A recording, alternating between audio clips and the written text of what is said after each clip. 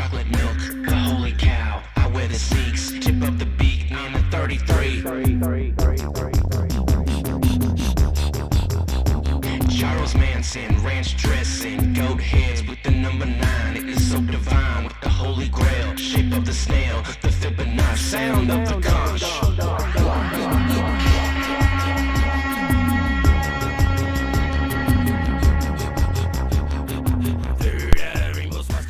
Alright, this is Chief Crow and the Flat Earthworms Ball Earth Cult. We are live at Dlive, and basically I'm just saying it's time to put down the YouTube Crackpipe and move to Dlive. We know what it is. It's a waste of everything. It's a waste of time. It's infected with trolls who have pretty much an incurable condition of perpetual butthurt, and they will never stop being what they are.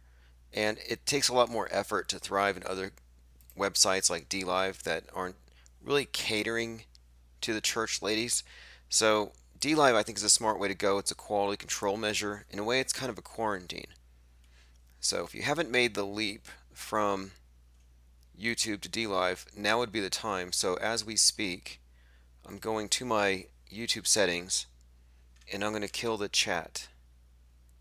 So it's just a matter of time. Let me go ahead and find it. Tomorrow we have the event. It's actually a 6-part presentation about the space program and the New Age movement and how it's all connected. And so if you want some information about that, you just go to infiniteplanesociety.com. I'm going to go ahead and share this stream on Patreon, so I'll be right back. Let me find some more Chief Crow. I'm pretty sure everyone's up to speed, but just in case, let's go with Where's the Curve. I'll be back in like 2 minutes. Go ahead and share it yourself too. And this will be the last time I keep the YouTube chat open. And I'm probably going to kill it in like 10 minutes. Is the Earth flat or round?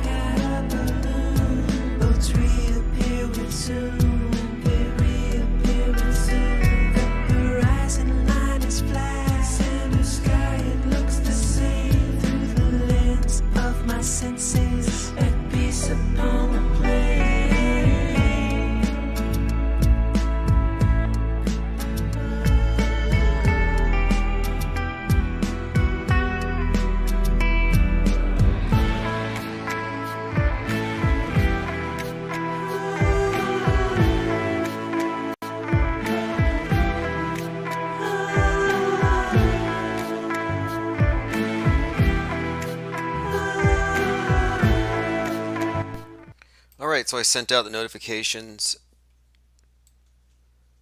I'm tired of having to constantly opt out of their new YouTube studio. I just kind of moved past it. So here's what we're doing tomorrow. I'll go ahead and put this up on the screen. It's a 6-part presentation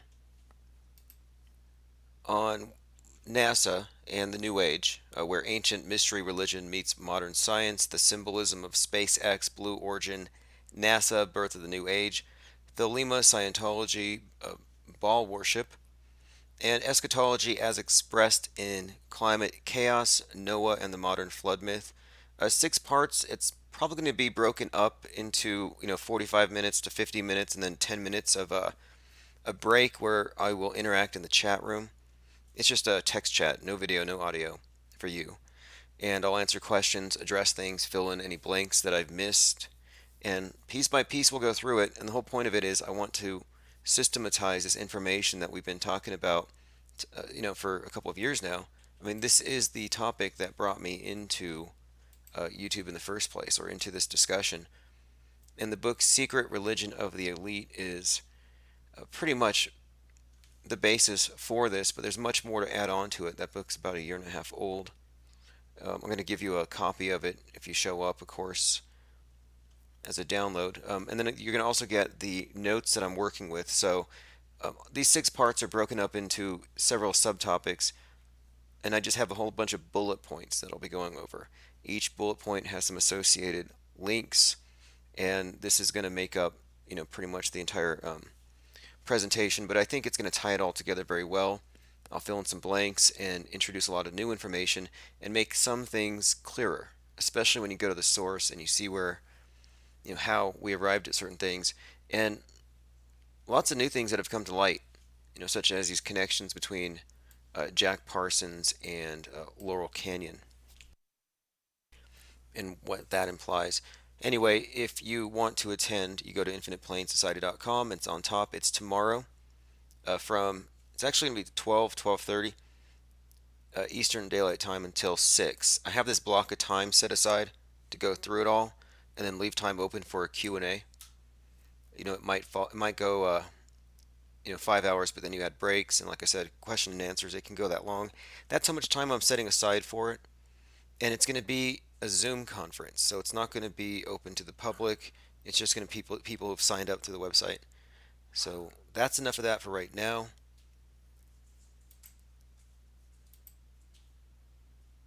Facts about cats. Yep.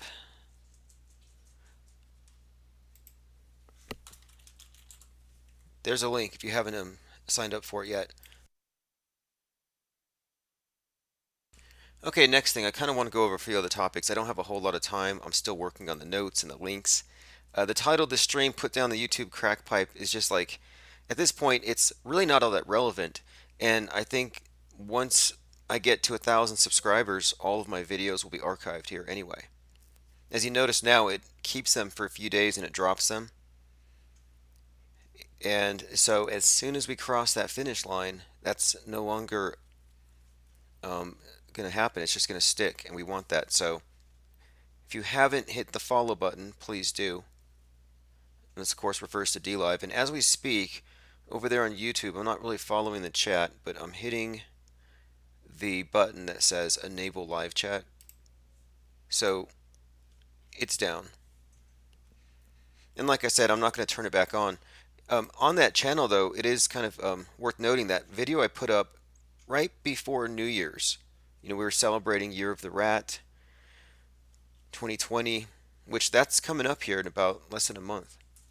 But anyway, I uploaded a short 9-second clip of the mouse, the star of Mousegate, and that video has been seen, I think, 11,000 times. So I changed that channel from WrenchBot into Infinite Plane Society, so we have an official channel, but like I said, I'm just not going to cater to that platform. I'll put it on the screen right now.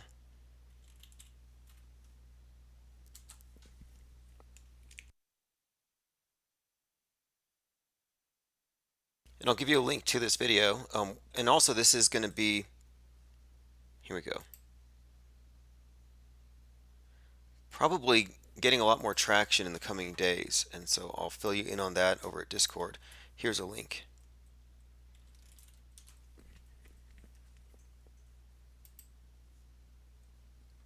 And there were some debunkers who came out and spoke out against the mouse, but objective analysis kind of tells you that, well, it's most likely CGI, or it's a scaled down model and an actual mouse, but there is something of intent here. Even if it looks to turn into ice afterwards, they inserted a CGI mouse. And there's a follow-up video done by Critical Inception that shows another one. Even even PK did a video on it, which I'm probably going to play here in a few. But I was looking through the comments, and there are very few people here who can deny it. Even the ones who don't want to say it could be possibly anything. Like this guy says, it's ice sliding around the turbo pump exhaust pipe, not a mouse. It's normal during these launches. If you pay attention, you see it building up and vent above. Now, that's a great explanation. Others say it's debris. Others say it's pareidolia. But the truth is, and when I say objective, I'm just saying, just basing it on what we know to be true about mice. The truth is, if it is ice in the shape of a mouse that moves like a mouse. It's a mobile, moving ice sculpture in space at Mach 10. I mean, I don't know why they're not more impressed. Like, just the fact that we caught this means that we're like huge fans of SpaceX, and they ought to put this on their homepage. Hey, look what we did. Isn't science great? And I look at its head moving left and right, consistent with the motions that a mouse would make. So I did a little bit of digging, and it turns out that, yeah, it does look kind of cartoony and Mickey Mousey, but there are some mice that do in fact have features like what we see there, and I'm going to show you. There are certain types. So you have fancy type, show type. I mean, this is from thefunmouse.com, and these are just various categories of mice. And I found a few that have the proportions that we observed. And this one here, it has the long snout, it has the gigantic ears. It's actually called the gremlin. So we have a gremlin on the outside of the ISS. It's the closest match I could find, but there were some others.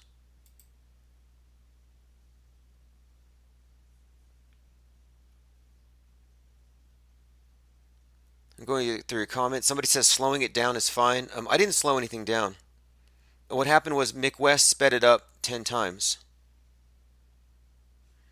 America First King says Marfugel is streaming some porn, and I don't like it. Stream your own porn. I don't even know who Marfugel is. Like, one of his boyfriends called in and said, do you think he's cute? And I'm like, I'm not the person to ask. I mean, what does he do? Makeup tutorials? I don't know what Marfugel is. Like, the first time I heard about Marfugel is when somebody called and said, something about Marfugel. I had to look him up on the spot. I think I saw QAnon in a hashtag. Hey, really quick, this is Flat Earth Family, I'm gonna calm down, cause he just presented by Troll versus Troll. call me 10 wins and 20.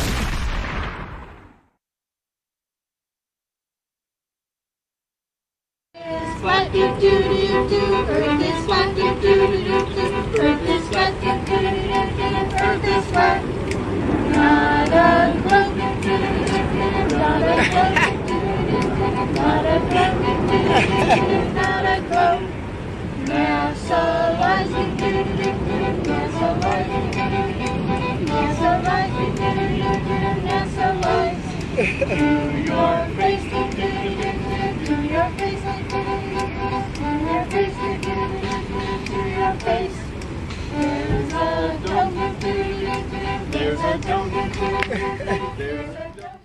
This is like a nicer, a cleaner version of the Westboro Baptist Church. Like, I actually kind of like these people. They kind of look like the same, like they come from the same region. I got a few other interesting little tidbits here I kind of want to run by you as well. Yeah, I actually really like that one. Like, how can you hate on that? And look, we've been listening to cringe rap. Shout out to Tiger Dan. My theory on Tiger Dan is that he didn't want to come back, and he knew how addicting it could be. It would be, and he's like, okay, I'm probably going to show back up. I don't want to.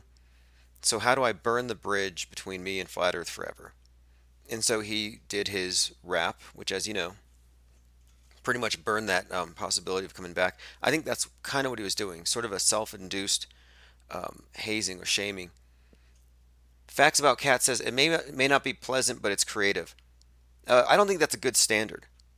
I mean, What do you mean? I mean, are you defending it? That's cool. I mean, I'm defending it. I actually like it. It's been stuck in my head for weeks. In fact, I put that song on a documentary that we did. It's the best part of the documentary. Like, you're trying to like defend it. It's like nobody's attacking it. Okay, so Eric Dubay, and this is just a peculiar thing. Eric Dubay and Patricia Steer kind of showed up on a blog post here together because I'm just looking at them in context. So, if you didn't know, both of them have aliases. So this came to me through a few sources. The thing is, the aliases that they use are actually real people. And these real people happen to be glamour models. And I find it kind of unusual. So Eric Dubay uses the character Jada Caspi, who's a real person.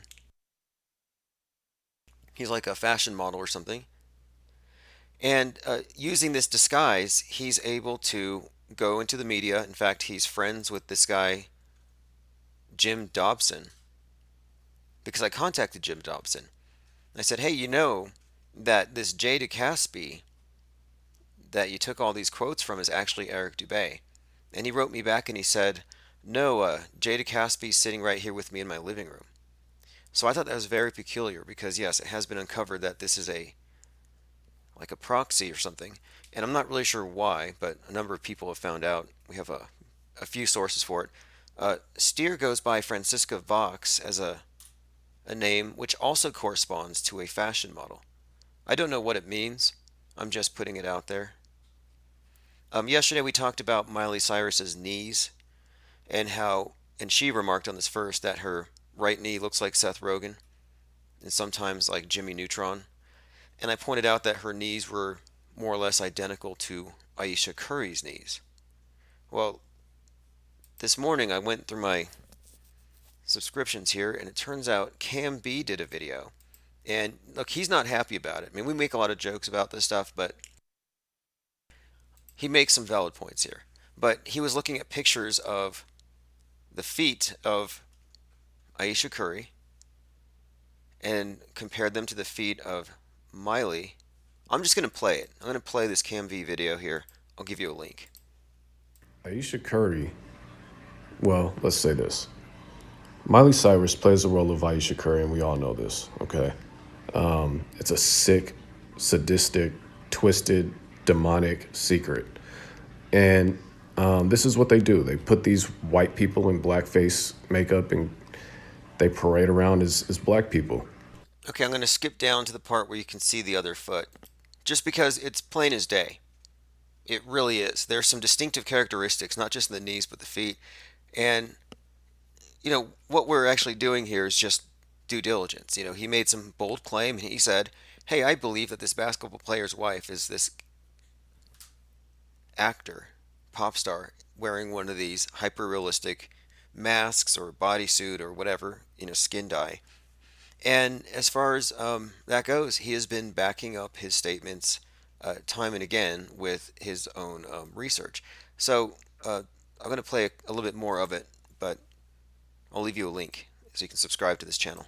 Ayesha, she can, and then they throw it out there as real life. Those are the same feet. This is Ayesha Curry, not Miley Cyrus, you guys. But take a look at that. That is ridiculous. That is supposed to be Ayesha, but she looks exactly like Miley. But pay close attention to those legs, okay? Especially her left leg, the one on our right now. Take a look at how it bends, how the back of the calf, how it kind of curves on the back of it like that. And here's Miley. You guys seeing this? Okay, so for all you Miley Cyrus fans and Ayesha Curry apologists, explain this. So there you go, Cam B. You know, I'm not sure if I can say 100% or not, but this is just one more thing that points to him being correct, and it's backed up by quite a lot. In fact, that's a rabbit hole in itself. Somebody said there's something wrong with YouTube chat, fix it. Yeah, I shut off YouTube chat. And the reason why is that we need 1,000 subscribers here in order to store videos here. Put down the YouTube Crackpipe, come to Dlive. America First King says, how do they change the skin tone? Good question. Look no further than Hailey Bieber, who was accused of blackface for using some special suntan lotion that turned her this dark and then later washed off. So I just assume it's that, but then you also have to look at the possibility of skin suits. You really ought to watch the behind the scenes of the Avengers where Thor puts on the bodysuit, and the people there on the set are just remarking about how real it looks and feels, even down to the pores. I mean, it's more than a trade secret. I mean, it's a secret that the intelligence services have kept until very recently. Just how realistic and foolproof these masks are. And it's not just masks, like I said. Factoring the fakery says they use injections. Interesting. You want to call in and talk about it? 505 510 4226. I don't have a lot of time. I'm working on tomorrow's presentation, and like I said, I put in a block of time there, so it's going to be most of the day. Yeah, go ahead and post a link here. I'll just play it if you don't want to call in.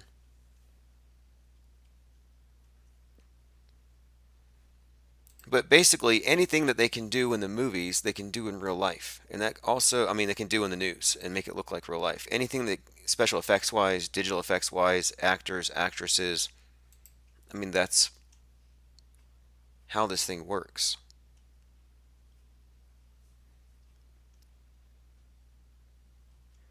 TimOsmond.space is where I post a lot of my links in this course. This is where I post my private blog, and it's private for a few reasons. You know, I don't want to write knowing that the trolls are just going to be, you know, stalking around, and they hate the paywall. And it's one of the reasons why I do it. You pay $1, you make a troll cry. And you get access to really cutting edge information and links and all the best information that I get from sources that I haven't had time to vet. So it's also kind of it's better than Q drops.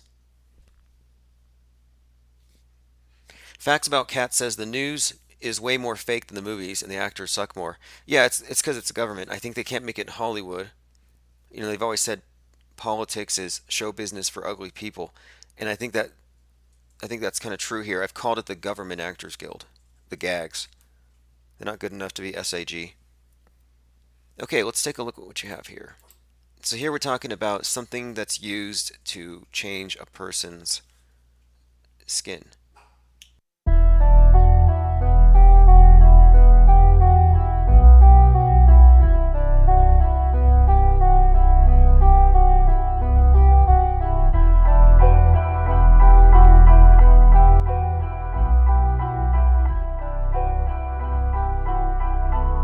Okay, let me see. This is Conscious Daughter.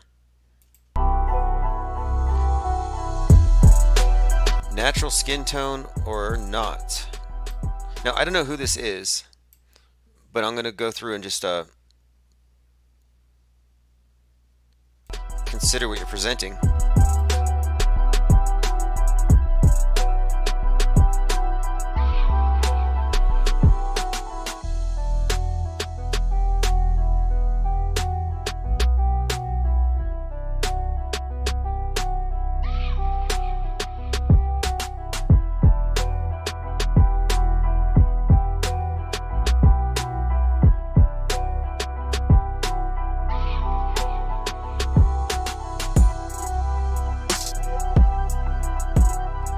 And look, before you balk at this, what we're describing here is well within the realm of possibility, and it's far more likely than anything you've ever heard about MK Ultra, reptilians, clones.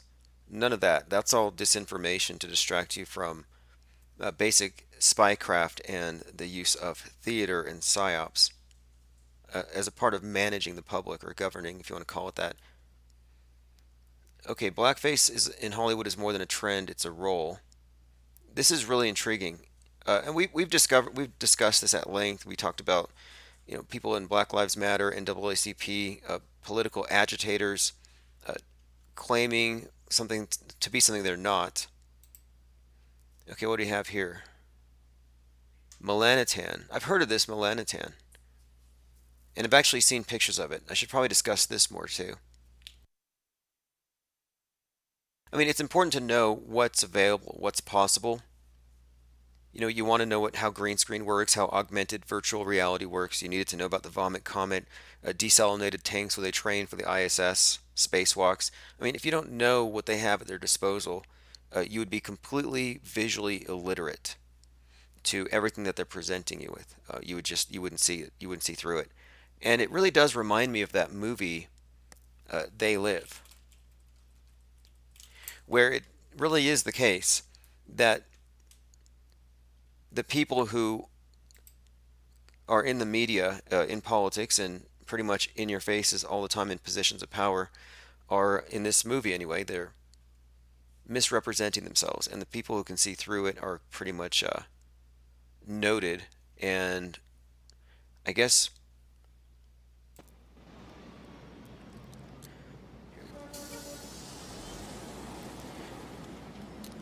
yeah, here we go. So when he puts on the glasses, he can see through it. I'm trying to find this particular scene, though. He's seeing through the magazines. Okay, they speak into their watches. Okay, here we go. So he gets put onto a watch list or something. Like we got one who can see.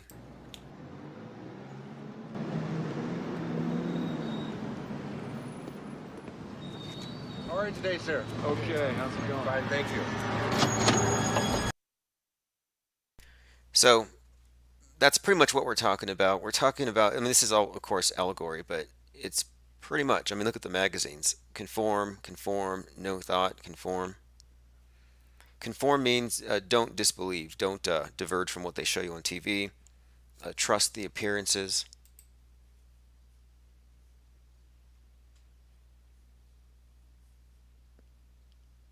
Tropic Thunder, Mud Flutter. Yeah, that one is pretty good. In fact, Tropic Thunder showed what they could do with the bald cap, you know, the thing they put on Tom Cruise. Okay, let's get back on track here. I had a few things I want to go over. I don't have a whole lot of time this evening, like I said. Okay, so this student, 17-year-old, discovered a new planet. He's at a internship. NASA intern, 17 years old, discovers a planet. Maybe they're trying to, I don't know, do some good, positivity for the image of the bowl cut. But yeah, anyway, just shows you how the brainwashing works. I mean, this is pretty much a propaganda piece. This is just a more or less a crisis actor. I mean, a role player. Who knows what he's been fed? But it just shows you that they have no conscience, that they will go that far and just, recruit the youth like that. Mousegate's not going away. Like I said, my video has something like 11,000 hits, and PK has had something to say about Mousegate. And here he is on 153. I've made a few videos exposing NASA to be one of the greatest liars, if not the greatest lying organisation, call it what you like, in history. Everything that they tell us is a lie. There is not one single thing that is true. I made a video, I don't know, 3 years ago where I was viciously attacked by some moron who had like 100,000 subscribers. I woke up one morning and by God, there was over 500 comments just attacking me like a truth bomb because I proved there was green screen on the fake station. Okay, so he's commenting on the fake station, which it is. I mean, it takes an extreme act of willful ignorance to pretend like it's real. Like, you can't be that illiterate, like visually illiterate. You just can't be. I mean, it's ridiculous at this point. But this is going to the space station. And of course, this was the mission where they're sending the mouse to space, genetically modified mouse. And you have a mouse here. And PK gets it. He knows that this is a joke. And the fact that we saw it, I mean, that's the main thing. Usually people don't see these things.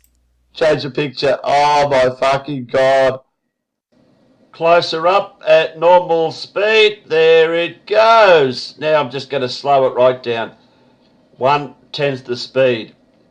And You'll see it pop its head out any second now. There it is. It's going around. That is a rat. This is 1/10 the speed. Look at the size of it as compared to this massive SpaceX. Oh, this is laughable. This is hilarious. You NASA idiots. Living proof that the human race is brain dead. Try and explain this, you NASA retards. Hey, what's up, caller? What do you think about the Mousegate thing? Well, as soon as I saw it, I instantly thought someone's either trying to pull one on Elon Musk. Right? Or are you asking me what I think about the image itself, the visuals itself, which is to say both videos, or are you asking me what I think of the reaction of people like Red's Rhetoric and Fight the Flat Earth and others who are running around feebly trying to defend it? I mean, initially, one of them said it was a so-called artifact compression. We used to hear that a lot about those stupid 9/11 second hit videos of allegedly Flight 175 hitting the South Tower, right? The legendary, infamous Evan Fairbanks one and the other one of Hezar Khani, which are the two most famous, where you see the plane literally melting into the facade of the skyscraper. It's ridiculous. It's a cartoon. But they said, and this was back in 2004, 2005, when people were looking at this, I said, look at this. This is physically impossible. They said, oh, that's an artifact of digital compression. That exact same line was used. Wow. So when I hear Red's Rhetoric or whoever is claiming that that's what these visuals are from the latest Elon Musk spectacle. But now I guess they've retreated and they're saying, well, no, it's melting ice and it just magically happens to take on the shape of a cartoon mouse. Well, to me it's pretty obvious that, and I know you're more inclined to think that Musk did this himself because, I don't know, because it's a big joke to him. And I'm starting to wonder now. I'm starting to wonder how many times these guys are laughing at us because I see things that are so stupid. Well, look. Here's how I know that it's a real mouse. It has to be a real mouse because it looks so. No, it has to be fake because it looks so real. Is that their Right. logic? Yeah. Like if you use their logic, you would have to conclude that it's probably real because it looks kind of fake. That's the whole thing. I mean, we're saying, well, okay, maybe it's not a real mouse, but damn, guys, it looks just like a mouse. It's got little mouse ears. It's got a round mouse ears. Now you could say, well, that doesn't look like a real mouse. Well, then someone stuck a freaking cartoon mouse in Elon Musk's rocket. So you better tell us what's going on. But Or it's a gremlin. It could be a gremlin, some specialized mouse. He is a billionaire. Maybe he's just not going to buy a regular white lab rat, and he just got something big. But in my opinion, it's just a CGI insert, just like the Star Trek emblem on Mars. Right, and we've heard one suggestion that this is an ambient mouse that crawled into the studio equipment or something like that. I think we've heard that. That's not so far-fetched, actually. But the thing is, how are they going to, to me, I'm with Mike Hughes on this when you asked him about it. And you said, well, what do you think? And he said, well, come on, after that stupid sports car that he put out there, that when I watched that, that's the first thing I thought was, oh my God, this thing should be tumbling. It should be tumbling head over heels. You understand? It should be tumbling rear wheels over front wheels and then rolling around, and it should be moving in all kinds of weird ways. But oh no, it's just steering straight like it's right on a highway there, everything's staying straight. And what about the pressure, on the tires should be exploding. And, what about the cosmic particles on the windshield? And, oh, you really got a guy sitting in this car, an astronaut sitting in this, I mean, the whole thing, when I saw that, and we all said this, Elon Musk puts a roadster in space, and we saw that, we said, well, this is ridiculous. We said, no one is going to buy this. I think that's how Mike Hughes put it. it doesn't really take a rocket. It ain't rocket science. See, that's where I'm getting at with this stuff. Like with 9/11, Building 7, the Salomon Brothers building. Well, I'm glad you brought that up, because one thing that people may not know if they haven't looked into the 9/11, the conspiracy theory isn't that it was secretly done by the Saudis or the Skull and Bone Society or the Jews. The real thing they don't want you to talk about in conspiracy circles is that there were no planes, and it was a CGI insert shot that was put into the news feed, intentionally, pre-planned, recorded in advance. So this isn't new. This is just augmented virtual reality. So I'm calling it an AVR rat. September clues.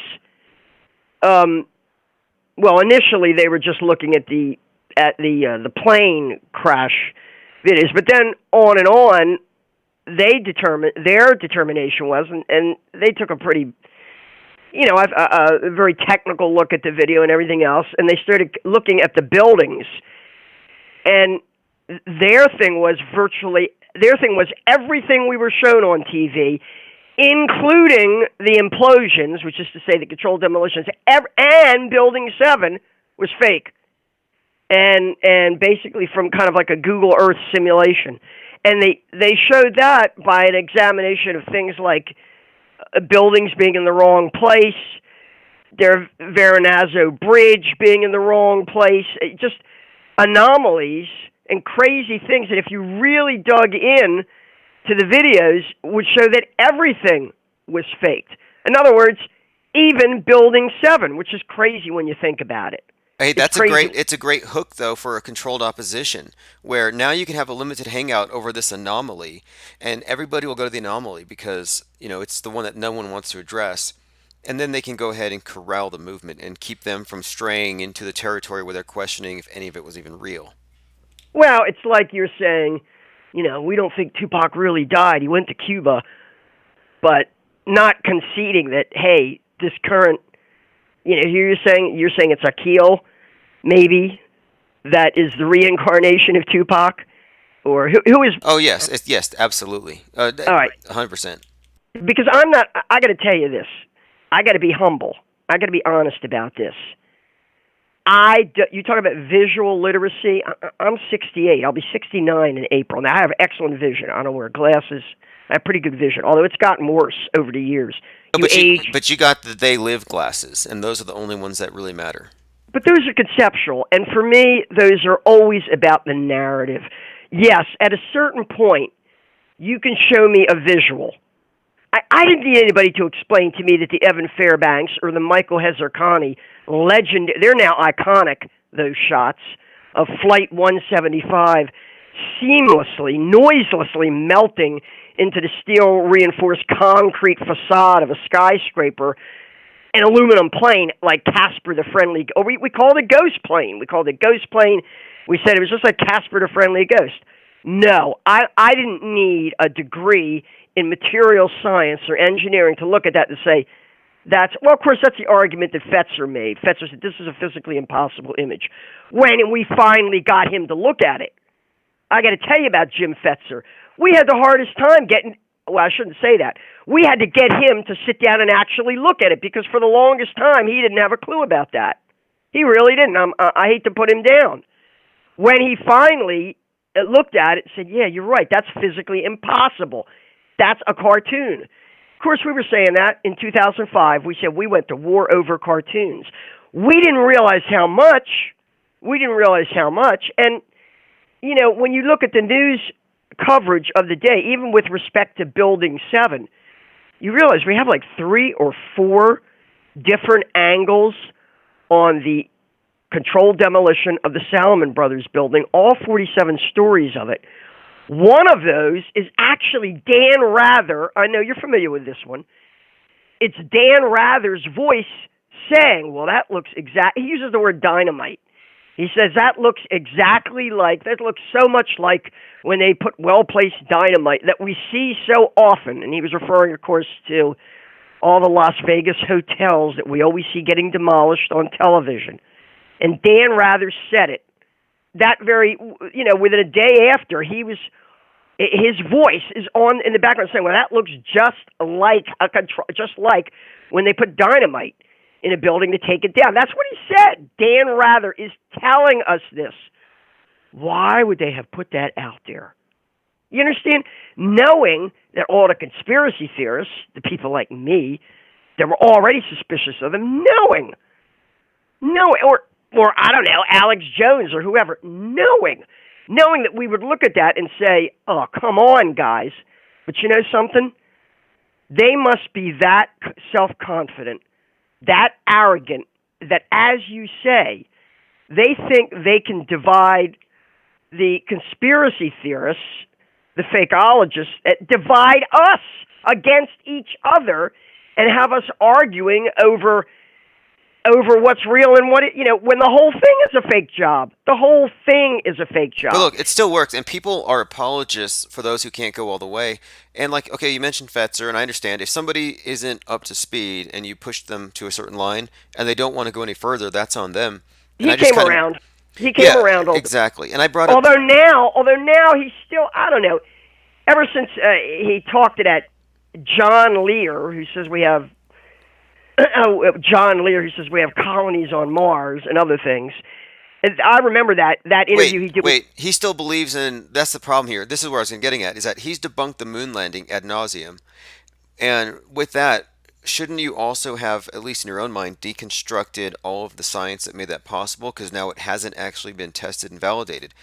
I mean, so how can you say, well, we didn't do the moon because we had to trick the Russians, but we are going to Mars, or we did achieve low Earth orbit, but we can't go further because of the Van Allen radiation belt? To me, it's inconsistent to not take the whole house of cards down. And I wonder, are they holding a line on purpose? Well, I can... my thinking, logic, right? This is simple logic to me. The fallacy. Here's the fallacy. The fallacy is, well, they lied to us about this. They lied to us about that. Oh, they lied to us about that. Oh my God, they faked that. They actually. We've seen all this. Only within the last few weeks or the last month or so, ABC News got caught running a B-roll of an artillery show in Kentucky, basically a military fireworks show, and saying that was a scene from Syria, of fighting in Syria. And everybody right away, I don't know how, somebody must have been familiar with that clip, because right away they said, no, this is from a fireworks artillery show at a military base in Kentucky. They're running that as though it were scenes from the battlefront in Syria. Sure. I mean, look, we saw this also with some footage of missile strikes with a drone being shot down over Yemen, where, the propagandists need to do reverse image searches on Google before they submit their work, because it's being debunked fast, and it's not even auto hoaxers. It's just the regular people are seeing through it, and maybe they're not putting it together, and they don't know how this is like the standard operating procedure. There is a podcaster out there, a very good one actually. You might not agree with his approach. His name is Ryan Christian. He runs a site called The Last American Vagabond, and he knows James Corbett and Patrick Henningsen and people who I sort of view as more, they're trying to toe a more conventional line. They don't want to come out and say all fake all the time. They're not really at the point where they should be auto hoaxing. But even he said, with respect to anything coming out of this, any rumor or anything coming, any picture that comes out of any news story, and I think he was talking about the latest, the assassination of the general in Iraq and all that, the Iranian general. He's saying, hey guys, here's what you do. Every time a picture shows up on the internet purporting to represent something, don't just pass it on. Do a reverse image search on it and see if they've pulled something from 3 or 4 years ago and they're just reusing it.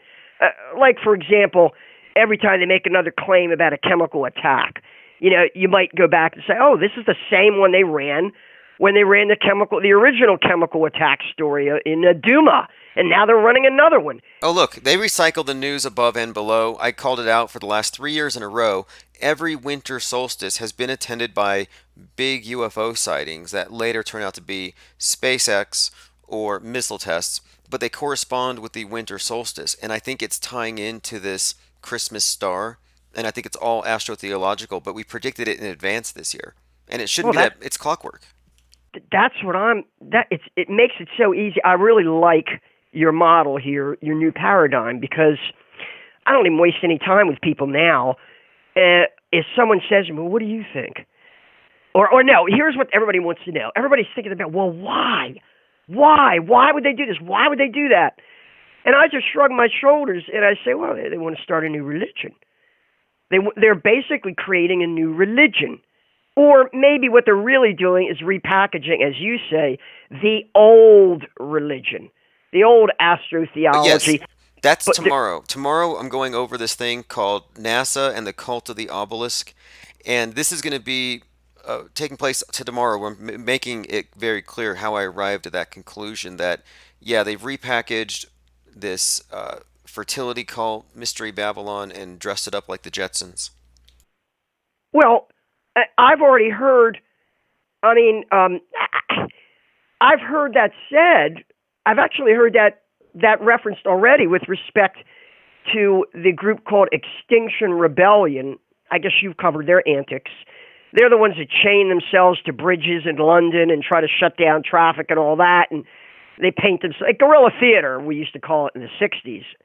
When we were, I always thought we started that stuff when we were protesting the Vietnam War, but I don't know, maybe we were being programmed. I really got to think that now, because what they're doing is just that plain old, except now it's the government and the media that support it, giving them all this coverage. Well, I have Extinction Rebellion, which is to say the one that Joaquin Phoenix was just, and Jane Fonda were just arrested with the other day, is a death cult. Now, death cult. Did you see the symbolism here was, okay, so it's Fire Drill Friday, and Phoenix, of course, the symbolism of the Phoenix is the fire. And within the context of revolutionary communism, they're using environmentalism to burn down capitalism, to blame capitalism for the destruction of the planet. And then you have to unite the whole world. And that's why this guy, Joaquin Phoenix, is saying the whole world's being affected. We caused Australia. We caused PG&E. And that movie that he was just in, he plays that role in the Joker movie is really class warfare. It's an anti-capitalist movie, and he plays the role of the chaos-creating agitator. And these would be the people burning the place down. Well, we thought when they celebrated the very first Earth Day, I could see how this all happened now, because, your thing is that the whole climate change trope is basically sour grapes from failed leftists who they've latched on to environmental. They don't want to come out and say, hey, we want world socialism, because that doesn't, Americans don't buy socialism. They really don't. They consider it sort of a foreign ideology and un-American. But you don't have to call it socialism now. You could call it environmentalism. You could call it green. It's still collectivist it's one world collectivist ideology, but it can be packaged in a way that can disguise itself and doesn't have to reveal its Marxist origins. Hey, they call it climate justice now. And I'm on the Communist Party USA mailing list, and they constantly talk about this, that the only way you can really hold the capitalists responsible for capitalism is by pretty much making the case that it's going to destroy the planet. Where I live, they just made it illegal for these stores to sell plastic bags. So you see people stuffing their pockets with their groceries. And I'm like, this is Greta's fault. California pioneered that, but we've got that too here in Maryland. This like in the city, they passed something where you couldn't have glass soda bottles anymore. We see, and you have Michael Bloomberg with his stuff. It's all about these control freaks moving the bar. I guess lowering the bar, raising the bar, whatever, in terms of what degree of control do they want to take over your life. This is infantilizing a population. It really is. The notion that for Michael Bloomberg to sit there on that stage, I couldn't believe he did this.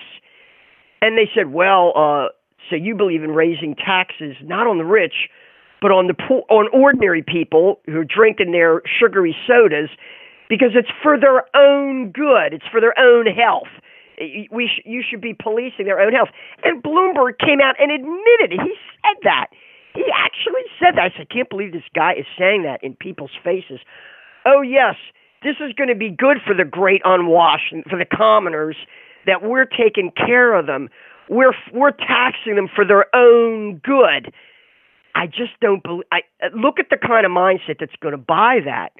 Only someone who's already been debased and infantilized is going to buy into that. Someone who thinks for themselves is going to say, WTF? Is that what you think the role of a mayor or a president or a senator or a congressman is? To regulate my consumption of sugary sodas? That's where your priorities are? Yeah, if you look at it in terms of their priorities, it's like, well, and Neil deGrasse Tyson caught flack for pointing this out. He said that when you look at the numbers, 48 people, and he was trying to be ironic, but last summer, we had these shootings in Dayton, El Paso, and Gilroy, and he said on Twitter that 48 people getting shot over a weekend is nothing compared to the 200 people that die every day from unnecessary, surgeries and complications. So he was comparing other things that are far more deadly than these shootings, and he caught a lot of flack for it. But it just shows you, though, that they can focus on anything and make it seem like a huge, massive problem. Well, Joseph Stalin said it. One death is a tragedy. A single death is a tragedy. A million is a statistic. I mean, if you start, that's about priority, isn't it? That's about priority. And you've raised this with this whole thing about, you sit down to talk to somebody about somebody serious, and they say, well, do you believe in Bigfoot or do you believe in unicorns? No, that's not what we're talking about here. We're talking about crimes, provable crimes, and we're talking about fraud. Hey, on Bigfoot, I have a question. I only know one person who actually claims to have met or seen Bigfoot and smelled Bigfoot and has taken a picture of Bigfoot's shoe. And this person said that this is a being that goes in and out of physical form and cannot be killed by a human. What do you think about that? It's a Mandela. Sounds like a Mandela to me. Another supernatural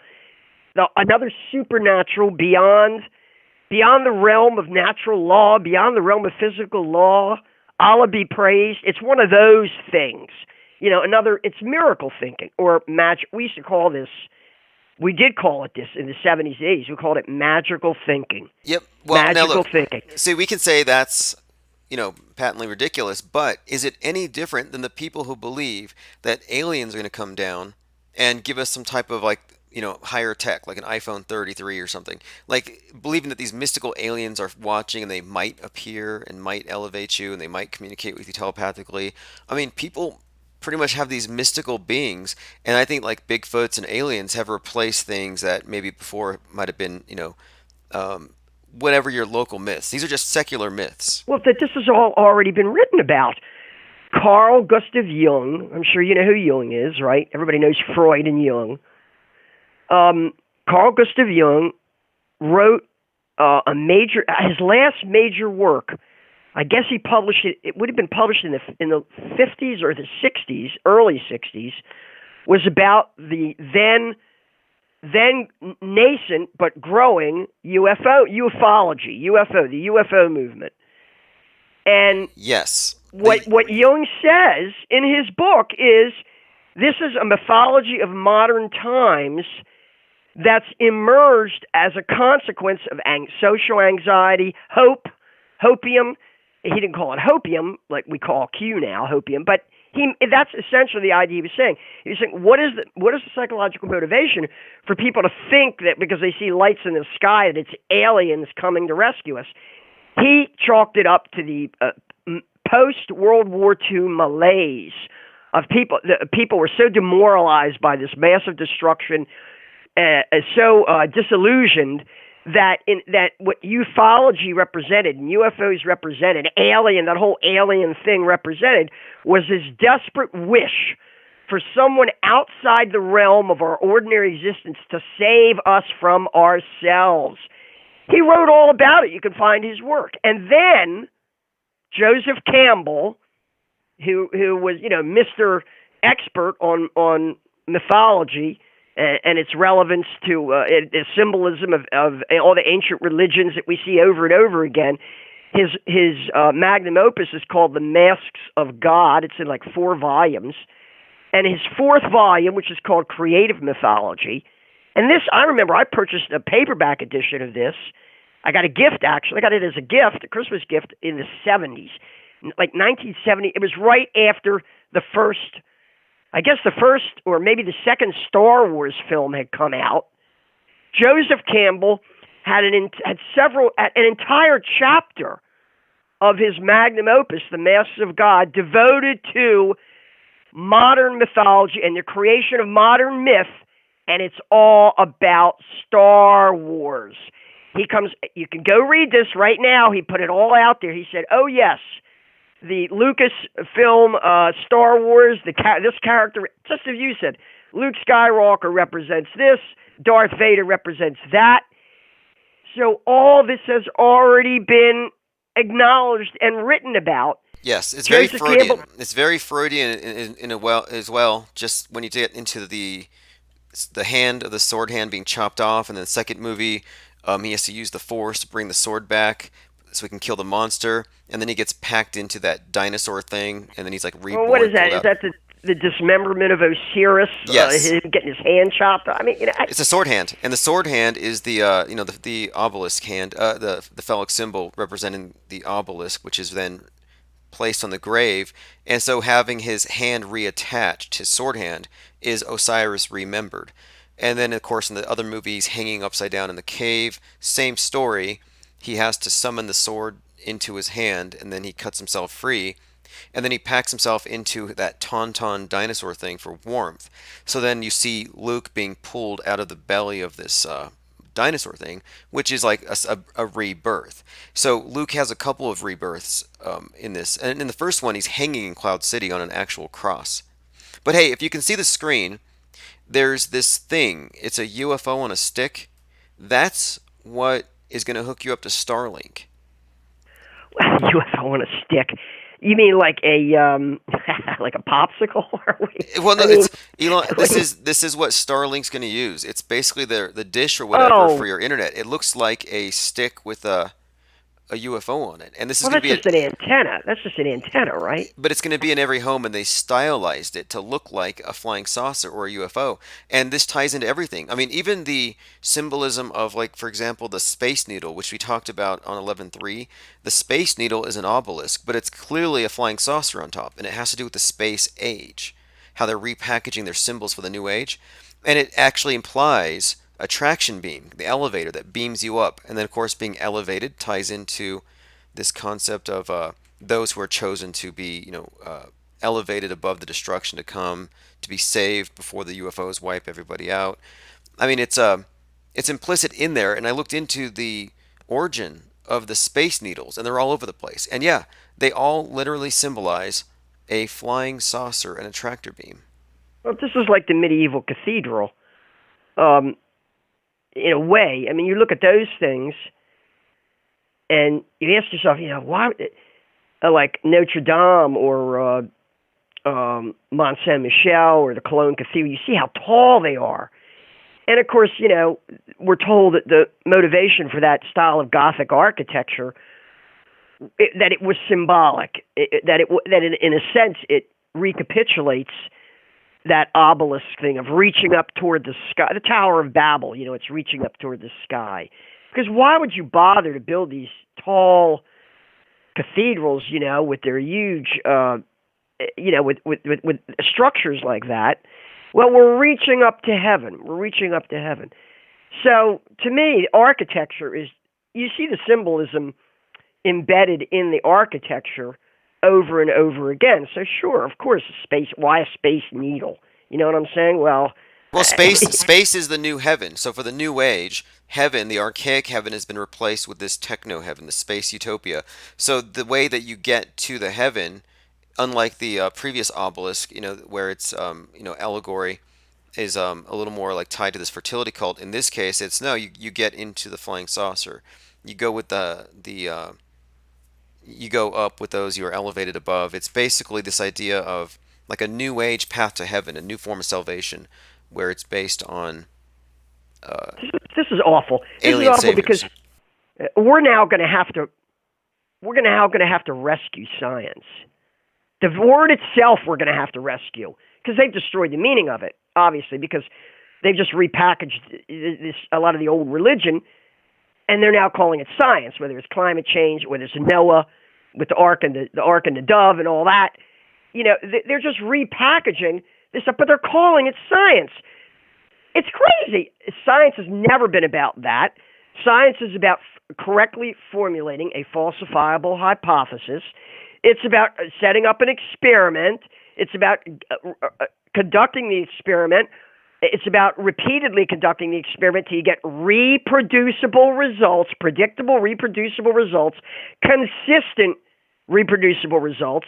It's about the explanatory coherence of your model and your theory to explain those results, right? That's what that is. But no, all of a sudden, all science is just a bunch of symbols. If we have a population that thinks that's science, we're in trouble. I think. Well, the thing is, we've been bamboozled. I mean, philosophically, people don't understand, or they'd rather just take it for granted, the idea that the burden of proof belongs to the one making extraordinary claims. So people are accepting all kinds of claims on the authority of this or that teleprompted script, and it's teleprompted scripture. Why wouldn't you believe the pastor or the priest? That's really what this is these scientists. They're like alleged scientists, right? Affiliated with NASA, who really are prostitutes. This is from a value standpoint, to see the academics and the otherwise. When I look at a Michio Kaku or a Neil deGrasse Tyson. Wait, Michio Kaku? Do you mean Bruce Lee? I haven't yet. You haven't yet swung me around. Okay, to that. here's the thing that will swing you. Michio Kaku's known for the 1-inch equation, answering something that. Okay, yeah, and Bruce Lee is famous for the 1-inch punch. Of course. That seals it. You got me thinking about that. You really do, and I am a little bit obsessed with this because I was a huge admirer of Bruce Lee.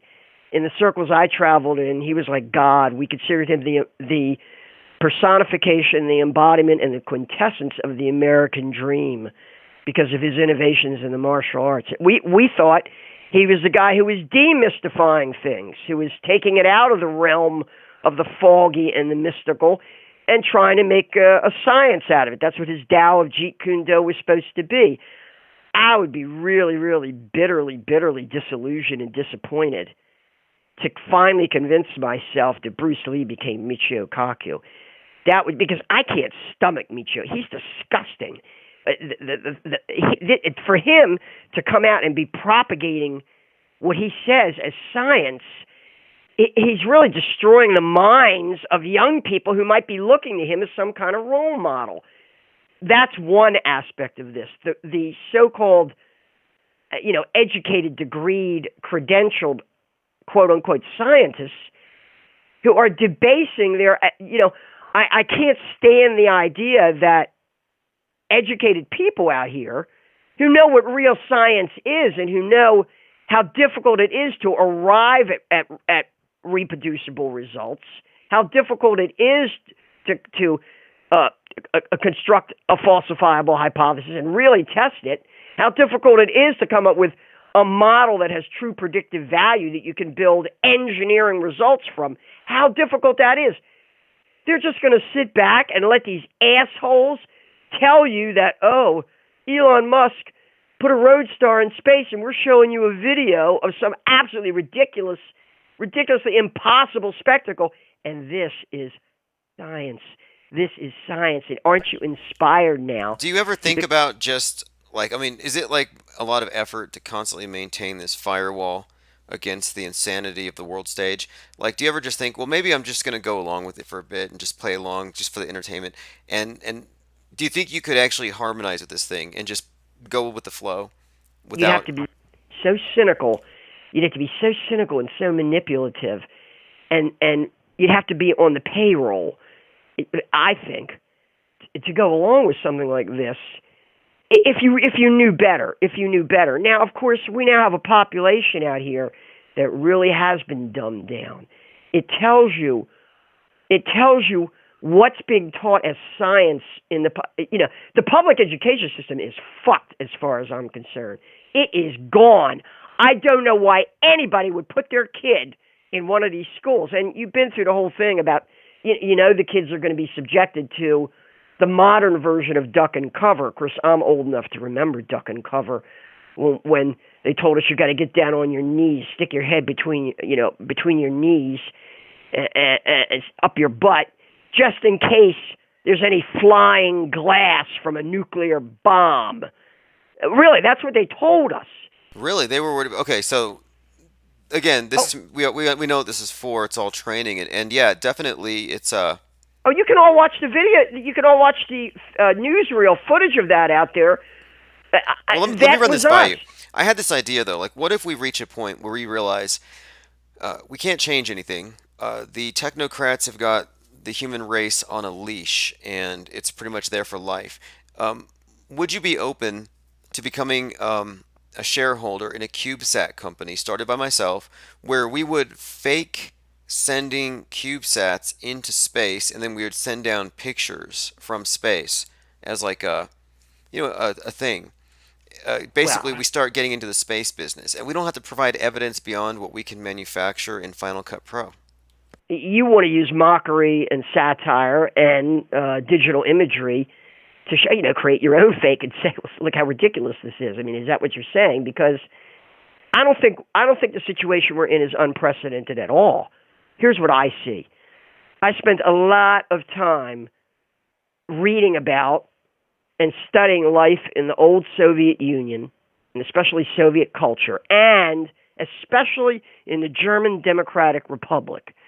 This was the westernmost outpost of world communism when it was at its height, the German Democratic Republic. And in some sense, it was a lot more Western than, say, the population of Russia or Hungary or Romania or many of these other countries that were in the East Bloc at the time. That is to say, the GDR, in the West you had West Germany, and then in the East you had the German Democratic Republic. And it's really important, very important, for people to study the culture of intellectual life in the old Soviet bloc and in the German Democratic Republic to understand that this is exactly what they're now trying to transpose to what we used to call the West, to the so-called free world. That is their ideal. They would love to recreate this sort of compliant population. Because remember, if you said, and in the old German Democratic Republic, if you were an intellectual or a writer, or God forbid, an independent scientist who questioned official state doctrine, at best, your career was gone. You'd have to take a job, a blue-collar job. Your degree would be rendered worthless. You wouldn't get, you wouldn't get an apartment or anything like that. You'd be living in a dormitory somewhere. Basically, they would punish you for saying that the emperor isn't wearing any clothes. Yes, I saw this thing the other day. It was 1967 law. It's like Article 190, and it said, dissemination of fabrications known to be false, which defame the Soviet political and social system. I looked into this a bit, and yeah, contradicting the news, auto-hoaxing, that would be considered a form of pretty much sedition. And the other thing they do is they politicize psychiatry. And now they can declare you, basically they label dissidents as mental cases and drug them and stick them in. That's, I think, what they would want to do. I don't think they're doing anything original here. Yeah, they've got more advanced. Can you imagine? People have talked about this. They said, well, in the old German Democratic Republic, in the Soviet Union, everything was bugged to the greatest extent possible. I mean, anywhere you went, there were microphones. Everybody was spying on everybody else. When they opened up the files after the fall of the Berlin Wall, they said up to like a third of the population of East Germany, the German Democratic Republic, were spying on co-workers, neighbors, relatives, husbands and spouses spying on each other and filing reports. Can you imagine that? But what was the incentive? Were they getting paid for it? Because Oh, no. no. I mean, pure intimidation. Pure intimidation. They would come after you and say, well, all we want you to do is file a report on your husband, and it's for his own good, because we see he's been hanging out with some of these dissidents, and he shouldn't be, because he might jeopardize his job at the university.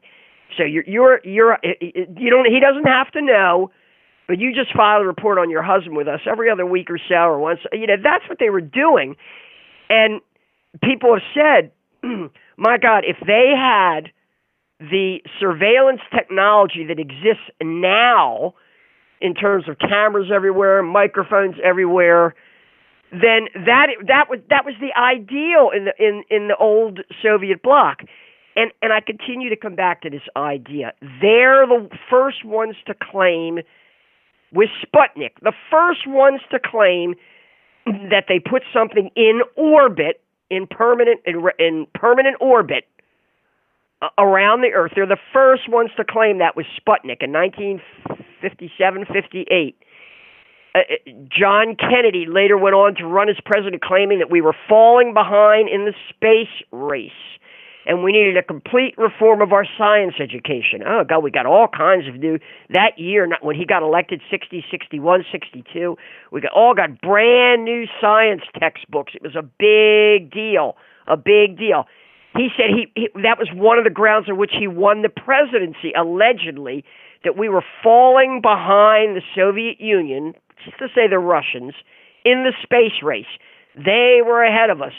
They had already put a satellite out there. So if you want to talk about the satellite, the so-called geostationary orbit, these were invented by the Soviet Union, and we picked it up. Well, And one thing I have to point out, though, is like people will say, well, Americans faked the moon landing to win the space race. And I'm always pointing out now that they didn't fake the moon landing to beat the Russians in the space race. They faked the moon landing with Russia's help because the space race itself is just a construct. Do you agree with that? We had this argument in 1969 and 1970. I was a student at Barnard in New York City, and which is right across the street from Columbia University. And lo and behold, I'm pretty sure it was Neil Armstrong. I don't think it was Buzz Aldrin. Yeah, it was Neil Armstrong was doing his tour, his post original moon landing tour. I'm talking about the one where Richard Nixon. Everybody should go out and watch that video of President Nixon on the phone talking to the moon. It's ridiculous how anybody could buy into that. But Neil Armstrong showed up at the auditorium to give it, to sign autographs and and speak. And we organized protests. I was a student for a Democratic Society. We organized a disruption of his appearance where literally people were covered the stage with paper airplanes. We were throwing paper airplanes at Neil Armstrong. That's how skeptical we were of that Apollo moon landing. And you want to know what kind of arguments we had about it? The arguments were, well, surely the Soviets would blow the whistle on that, or the Chinese communists. They'd blow the whistle on this. They'd call it out. That was the argument we had. We said if it were truly, people actually said at the time, well, this couldn't be fake because the communists would be blowing the whistle on it. They'd be calling it out. That's great. So then, so when you were questioning it, when it was fresh, when it just happened, what was the main thing against it? That it looked fake? I mean, you didn't have anything to compare it to. I mean, it was. Well, you got to remember, this was about the same time that Kubrick's 2001 came out, A Space Odyssey, at the same time. So already we knew that the project itself was somehow or other conflated with the entertainment, with the number one thing going on in entertainment, Stanley Kubrick's movie. So we made that correlation, and we all knew, that the Vietnam War was a huge lie, and we knew Richard Nixon was lying constantly. Every word out of his mouth was a lie, but of course every word out of Trump's mouth was a lie. Since when did presidents ever not lie? They've always lied. I think what happened was we ran into resistance, and we had other priorities. The Vietnam War was at its height at that point. People were out in the streets. There were violent demonstrations on the campuses. There was a national student strike in both 68 and, in 1970 with the invasion of Cambodia, massive national student strike. So our priorities were fixed at other places. It really was. It was just too much. It was too much to stand up and say, you know something, this Apollo moonwalk stuff is bullshit. It's bullshit. And we didn't know enough. You talk about visual literacy. We really didn't have it back then.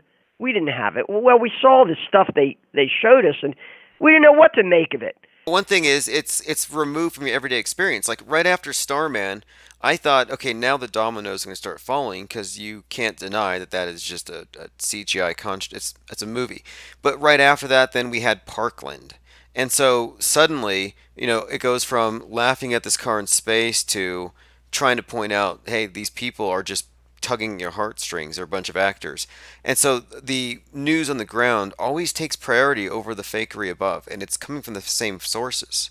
You get whipsawed. Get whipsawed between right wing and left wing, as you said. The left wing version of it is active shooters events, and the right wing version of it is a terrorist event. You ask yourself, why wouldn't the right wing be calling out a Sandy Hook?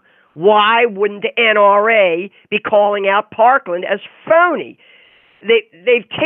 People right away went after David Hogg as an actor. They won't hesitate to ridicule David Hogg on television, but they won't take that step of calling the whole thing out as fake. You're right. It's like, I guess they're bought. They're bought and paid for. That's really what it is. They're bought and paid for. And to people like that, they'll get up on camera and they'll say anything. They don't care. And increasingly, as I look at this, I don't think there's anything really intellectual about this. Like I say, none of it's rocket science.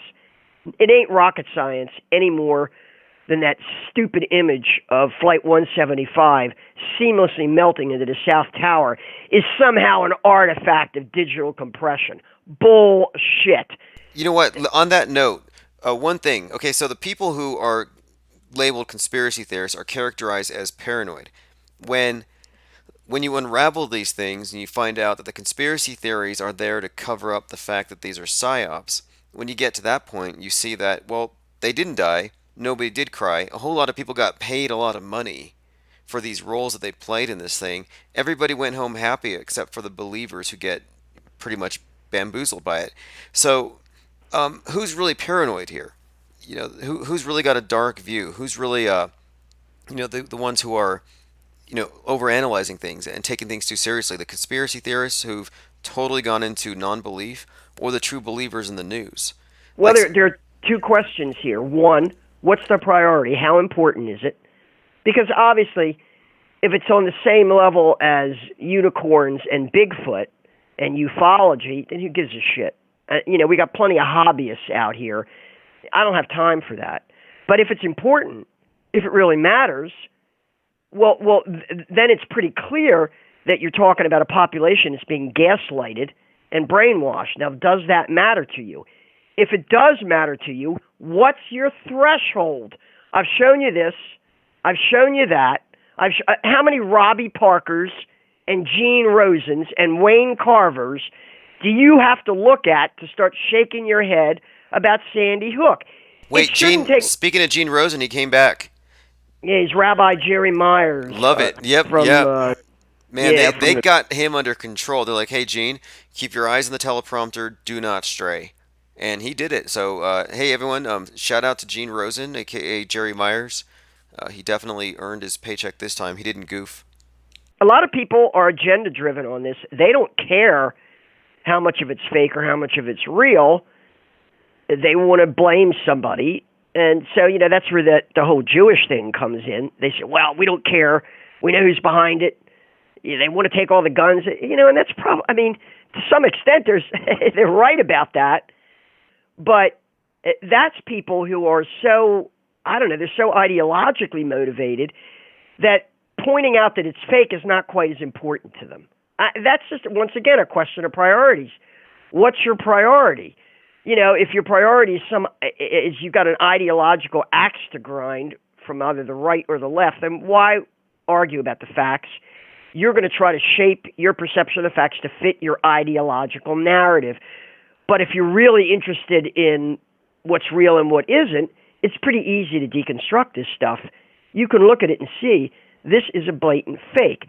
Look, And so the fake news phenomenon, this bias in news, rather, the bias, it's down to the level of the individual, where they've done studies that if somebody gets a fake news article and it demeans one of their enemies or it bolsters their own position, even though they know it's fake, they tend to forward it anyway. So I think it was someone, I think maybe it was Hearst, Randolph Hearst, said that the first casualty of war is the truth. It's truth, yeah. And that's kind of what we see. And it's not just the mainstream media and these big corporate news outlets. No, it's individuals who tweet and post comments on YouTube that are dishonest or bent. And that's because what we're in here, it's political warfare. And that's why I'm not voting. That's why I stepped out of it. Because it's like, I don't have a dog in this fight. Two things I want to say about that. When you have the Vice President of the United States within the last couple days coming out and giving a speech where he accuses this general who they allegedly assassinated of being responsible for 9/11, Benghazi, and I think he even said the attack on USS Liberty, which is, of course, absurd because this General Soleiman would maybe have been 18 at the time that happened. And when you see him making these assertions, and you say, well, my God, no one's going to buy that. He's just making a fool of himself. That tells you right there, they don't care how stupid it sounds. They don't care about the cognitive dissonance. They don't care about how ridiculous it is, because it's a dog whistle. They know that everybody, yeah, of course, he's responsible for, the Iranians did 9/11. They know that there are people out there that will respond to that dog whistle. So that's how primitive. Yeah, I called it this. I said World War III or political agitation to get people to the vote, to the voting booths. Yeah, keep people plugged in. Yep, and that's They exactly what it gotta did. keep people plugged in. And here's the other thing. Okay, so I'm looking at now. I thought you had an excellent discussion with John LeBon. I don't agree with him about everything, but I think he's very much on sort of the same page with you as far as a lot of this goes. He's been involved in an ongoing debate over there at Fakeologist about war itself. And John LeBon's position is that war itself is fake, that war itself is a hoax. So now, of course, there's a back and forth of people coming and saying, well, my father, lost an arm in World War II, and I know somebody that survived Vietnam, and it's PTSD, and they go through the horrors of the experience of the war itself and say, and to these people, if you said war is fake, they would be very offended, even outraged, at the suggestion that all this horror that they saw and they experienced somehow wasn't real. Well, look, really quick here. This is what they've done with the World War III. I think that they've replaced this concept of like World War II and the trenches and people fighting it out in the front lines with this war that actually involves the whole world. And the way they do it is they transcend politics and they make it the war of the environment against man. And that's very unifying. And that's why that guy Joaquin Phoenix goes over to Jane Fonda's fire drill and says, hey, we caused Australia. We're all part of the same world. We all have to stop eating meat. But even you must concede that these Australia fires are not spontaneous. They're not natural. There's something else going on here. Oh yeah, we predicted it. I mean, we have a podcast like 4 or 5 months ago where we said, yeah, the symbolism, the metascripting this entire year has basically been about this worldwide conflagration as part of this transition into this green world order. And hey, really quick, we've got 185 domestic terrorists watching. Tomorrow, starting at about noon Eastern Time, I'm hosting a presentation called NASA and the Cult of the Obelisk. It's a 6-part presentation. It'll be private on a Zoom conference. It will be released at a future date, but if you want to attend tomorrow, I'm dropping a link in the chat. You can go to infiniteplanesociety.com, but I'm going to spam the link about 5 or 6 times. You don't want to miss it. This will bring you up to speed on exactly what I mean when I say that the New World Order religion is the old one, repackaged. And it should take, it's 6 hours in a time block, but that's for Q&A, and it includes breaks and possibly a short lunch break. All right, so let's continue. So yeah, tomorrow we're doing this long What's conference. that Eastern Standard Time? Eastern. For those of us on the East Coast. So basically right now it would be 10 p.m. over there. So in 14 hours. Okay, so that's tomorrow night, basically, Well, 10 p.m. well, it's tomorrow afternoon, and I'm going to be. 10, wait a minute, 10 p.m. That's 10 a.m. to 10 about, okay, to about 10 4 a.m. in the p.m. morning. Okay, on my time, and it's going to be this long block of time to cover all these topics. But if you can't stay for the whole thing, it doesn't matter. You'll get a download link after. But it's going to be a Zoom conference, not here on Dlive or YouTube, and it's going to end. I think really tying everything together. I found a lot of interesting stuff on Jack Parsons, connecting him to Laurel Canyon. So I'm going to kind of sew it all together. I'm curious to see how people who are still mired in traditional religion, like the old religions, how they how they react when they're confronted with the idea that NASA and NOAA and so-called modern science is just basically repackaged old religion. I'm wondering how they're going to react to that, because in effect, that's we're telling them. Well, this is just modernity here. It's worse than they think. Look, some people on the right, especially, have already concluded that the left has a religion. Ann Coulter wrote a book about it. But they're always being facetious, metaphorical. They're saying it has the trappings of a religion. Government has replaced God. They make a lot of valid points, but they don't know how deep it actually goes. And that's kind of what I'm talking about tomorrow with the cult of the obelisk. And this cult is definitely something that would include the nukes that had you doing your duck and cover. It's you groveling before the sun god. And I'll be getting into the iconography of it, the astronauts, the ISS. Stuff that we've covered, but I really do want to just systematize it. And then I went into the Abbey of Thelema, a Golden Dawn offshoot. Yeah, Thelema. And Scientology during the same time, the same year, because I was doing research. And that's how I arrived at a lot of my conclusions. So I don't really talk about this stuff very often. It scares the church ladies, but I'm going to talk about it tomorrow because it'll explain how I know that we're entering into the Martian New Age, as prophesied by Aleister Crowley according to their own books. This is a deployment of cults, the weaponization of cult psychology. That's what it is. On the internet, mostly, but on television too. That's what it is. It's cultic thinking, and it's not. We saw this in the late Roman Empire, right? This is one of the ways that they controlled society is through cults, and that's what's happening now. They'll fragment the society in these different cults. A lot of the cults will be based on identity politics, but some of them will be based on phony scientism or some new form of religion, like the Church of Scientology. Mandela Effect. Mandela Effect is a new cult, and It's got all the trappings to where. I listened in on a Mandela stream tonight. They're already talking about pretty much how much they hate the non-believers. And in fact, one of the prominent Mandela Effect pushers said, it seems like Satan himself has started working against us in the last 3 months, and it's possessing people. Big disappointment to see someone who formerly was an excellent researcher on 9/11 and other subjects, Brian Staveley. Big disappointment to see him get sucked into this. I don't know if we're going to be able to save his mind or not, or whether he's just totally lost in this stuff, because he's become totally irrational about it. And I tried, I got into a back and forth with him about this in his Facebook group, and he right away he cut me out. He just shut me out.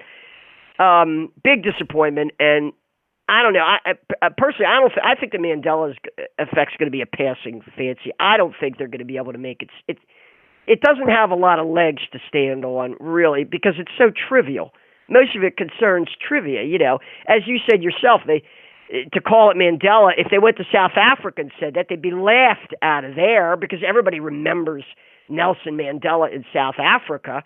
So how stupid. Why don't they call it the Ed McMahon effect? Oh, we can't do that because now we've seen he never worked for Publishers Clearinghouse. It was always American Family Publishers, so we can't call it that. I don't see much staying power to the Mandela effect. I think it's going to run itself out of steam. Reptilians are gone. Like, they came and went. That fad lasted for about, 10 years. Right, David Icke, right. Lack of evidence, But it stuck around for a bit, but then I think people found something else. They moved on to transvestigations. Now they went back to the old Jew thing. Like, it goes in cycles. And the Mandela effect's actually going to stick around, in my opinion, but it's going to be moved into the simulation theory, quantum reality shifting, hyperdimensional warfare. There's all kinds of this, quantum mysticism.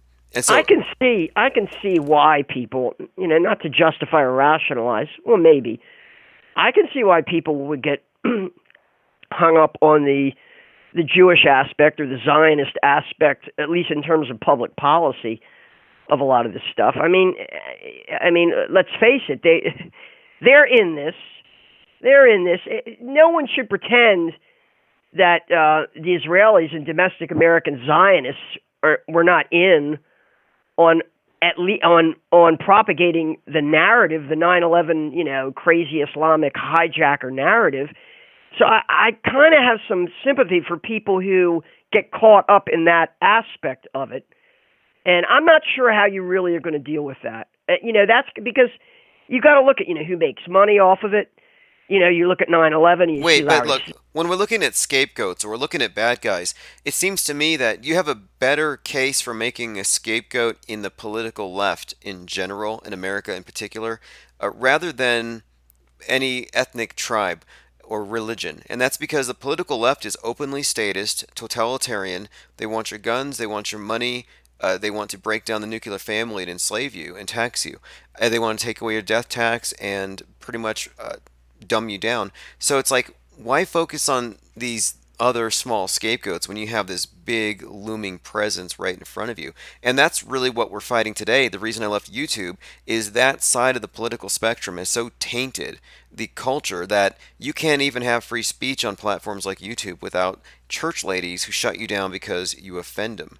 That's the big enemy. Yeah, people will say that that the Jew baiting is a dog whistle, and it's sort of a collective. You blame an entire the blame game. It's about the blame game, but I just don't. I don't think it can be avoided on that level because there's just so much involvement here when you start looking around. It's hard to. I think that's going to be very, very difficult. The identity politics aspect of this. That's going to be really difficult to confront. I can see why they play identity politics. It's lowest common denominator. That's why it works.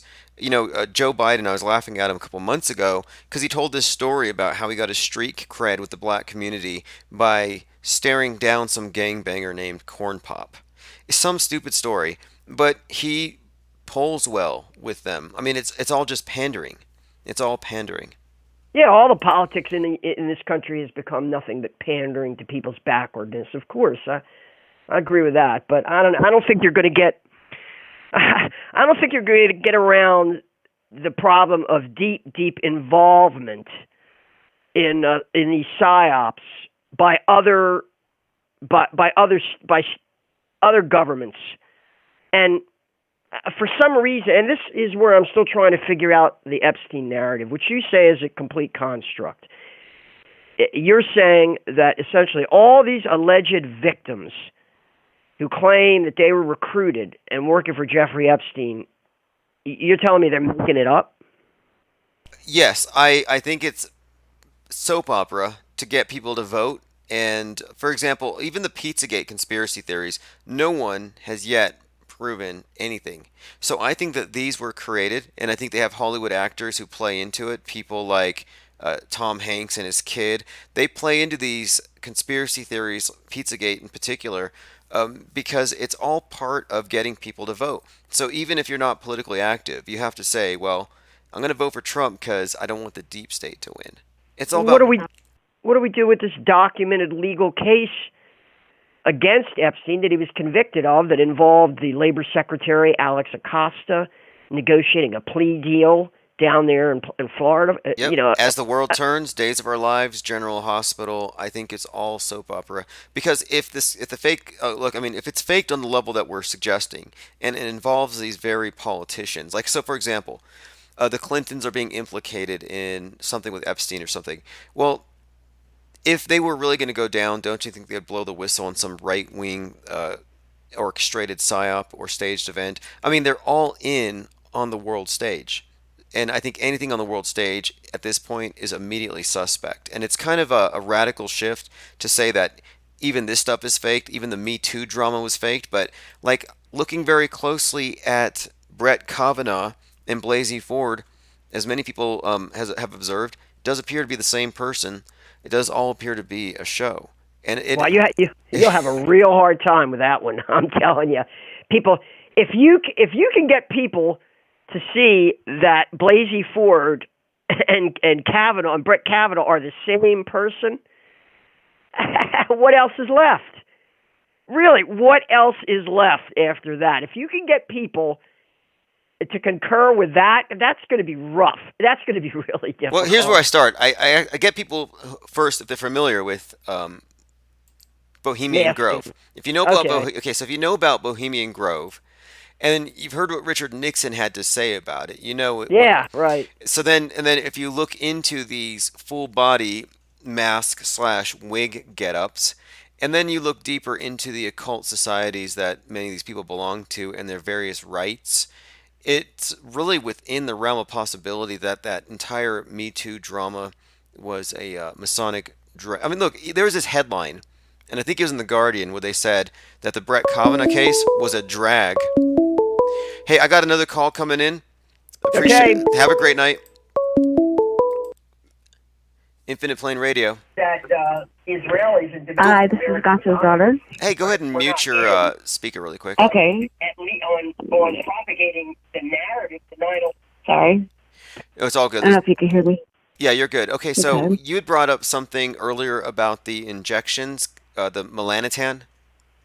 Yes, I'm melanotan. That is something that I just recently started investigating, like trying to figure out what exactly, how are they getting their skin tone? I know it's more than pills. It's got to be more than a suntan, like, you know what I'm saying? So I started digging it up, and I just happened to just notice that this actress, whatever, Isa, I don't know if you pronounce it Issa Rae, she looks heavily masked. She looks like she's heavily either injecting herself daily with this stuff or she has on a mask. And obviously you've seen I guess this YouTube lady, I don't know if her name is Martina something.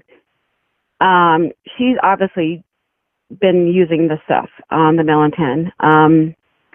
It's something that I'm sure it's black market stuff, but I'm pretty 100% sure this is what they are using. I don't think it's a pill. I don't think it's a spray tan. I think it's this injection that they're doing.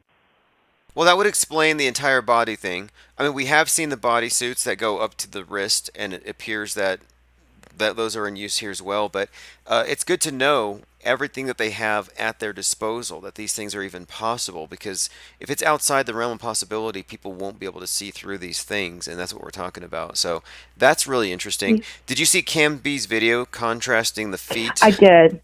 What'd you think? I did.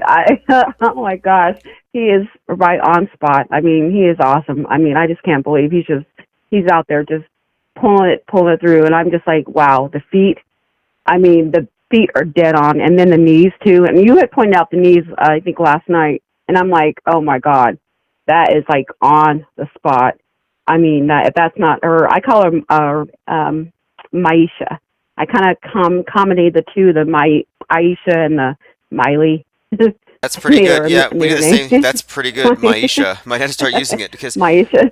There's damage control. On Instagram about 2 weeks ago, it was trending that Miley and Steven were the target of, quote, deep fakes, where people were putting their heads on other bodies.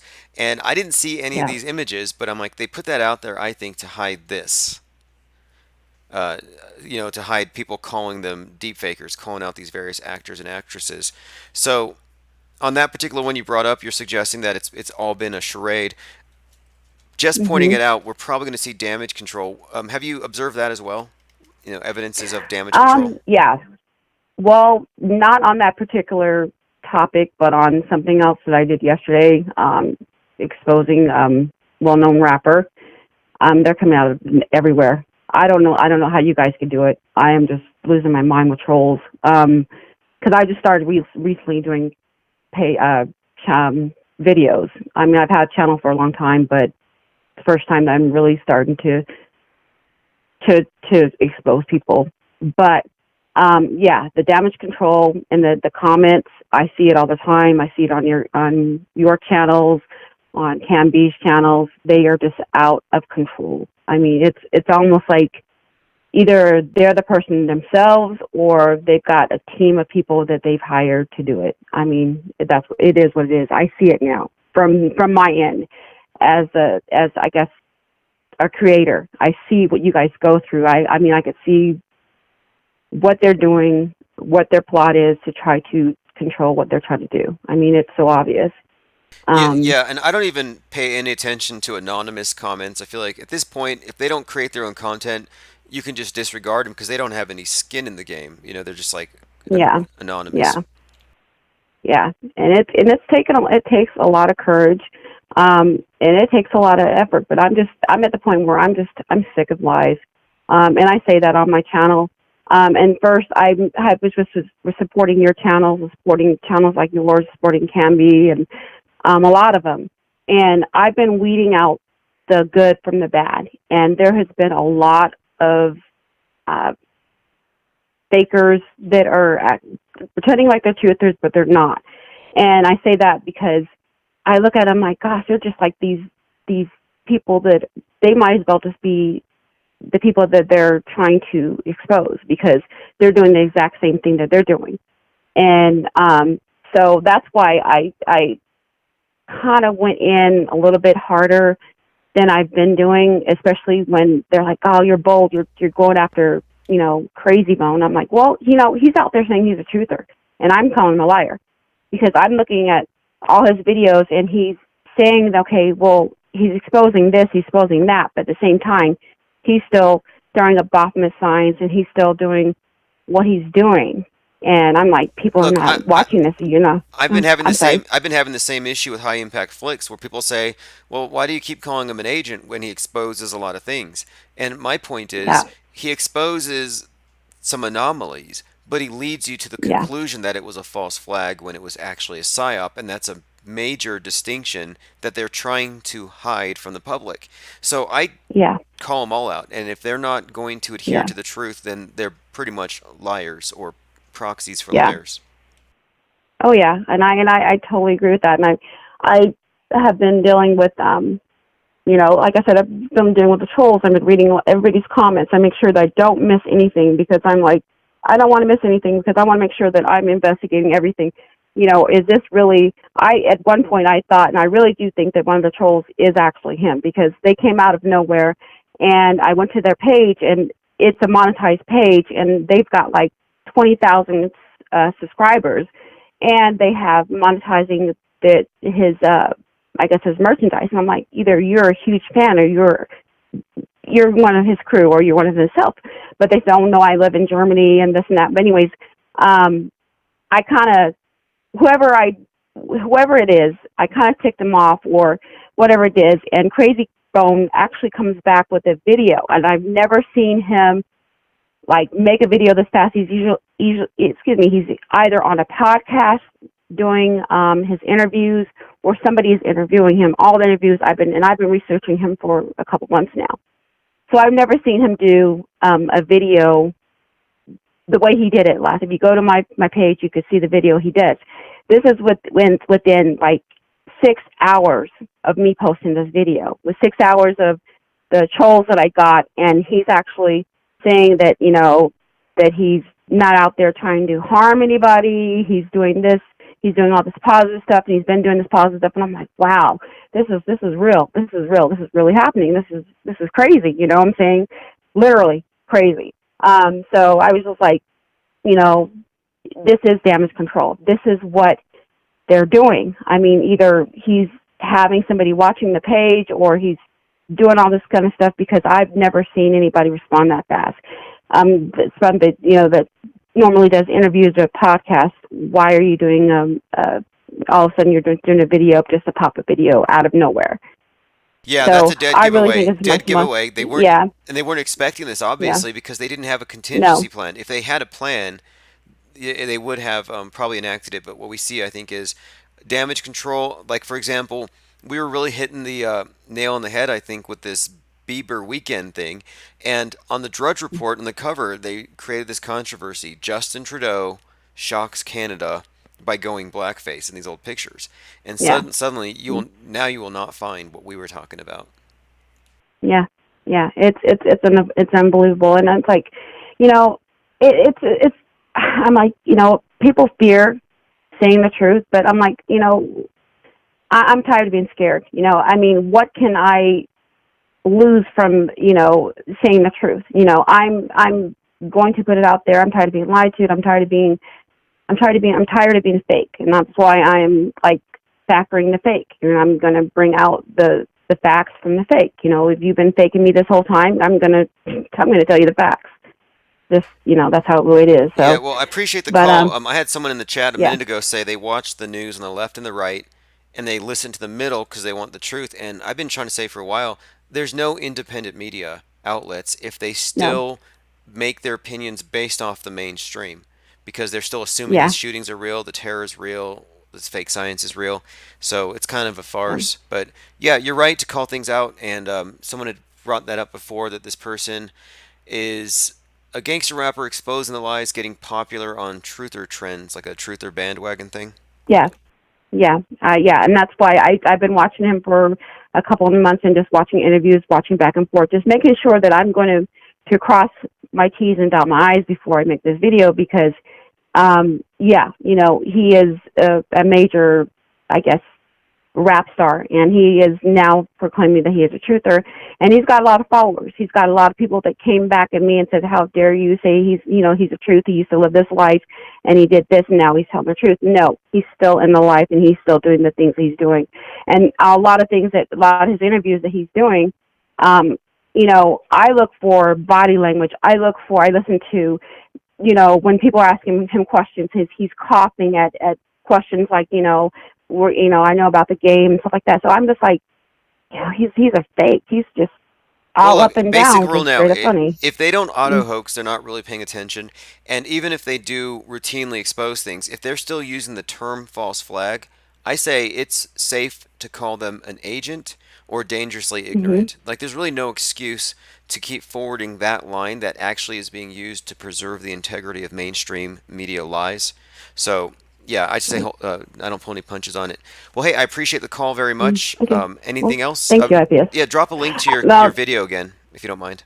Okay, yeah, I'll do that. I have to go back on my phone and do it because my computer is running slow. So I will do that, and thank you for taking my call. Yep, all right. And I will post that link. Thank you. Have a great Thank night. you. Okay, so she's going to be putting a link to that video in the chat below again. Really quick here, we have 173 terrorists here. If you don't want to miss tomorrow's presentation, Cult of the Obelisk, which explains everything we've been discussing on this channel for the last 2.5 years, there's a link. You don't want to miss it. NASA and the Cult of the Obelisk presentation, 6-part, goes into the symbolism behind SpaceX, Blue Origin, NASA, and the entire mystery religion of the elite and how it's practiced today. And everything will be sourced. When you get on board, you'll also get a copy of the program notes that I'll be referencing the entire time, and of course a download of the book Secret Religion of the Elite. So I put a link in the chat below. This is Seats and People by PK and the Metascriptors, and I'll put a link for this below as well. I will see you all probably Monday, unless you're at the event tomorrow. Once been on a plane, you'd realise that, I don't know what the percentage would be, 85% of the plane is made up of seats. Someone go through this footage of the Orange shit on YouTube, anywhere. Show me, where do you see seats? I haven't seen one yet. Like I said, it's probably 80%. The whole plane is just made out of seats and people. Seats and people. And yet, in this bullshit that we see here, we don't see any seats and we don't see any people.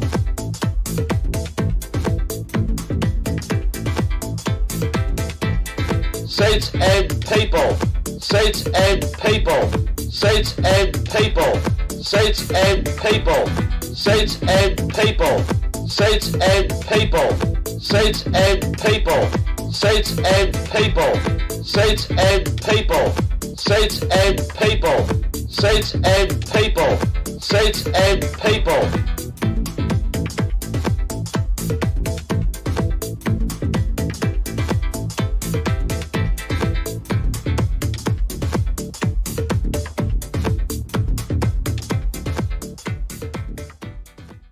The whole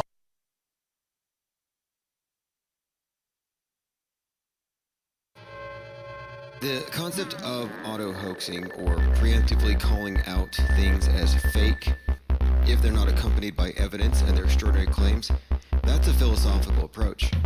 And